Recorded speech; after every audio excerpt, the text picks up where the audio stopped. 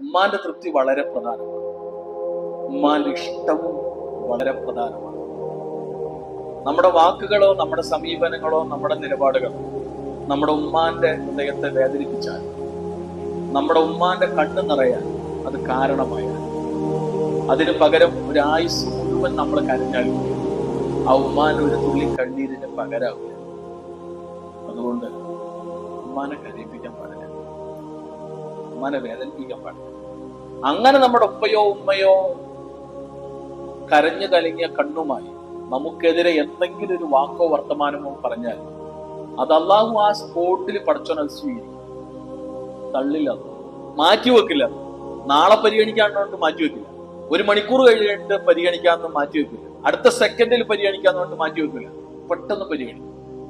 അള്ളാഹുവിന്റെ മുന്നിൽ ഒരു മറയുണ്ടാവില്ല. അത്രയും കനവും വിലപ്പെട്ട പ്രാർത്ഥനയുമായിരിക്കും.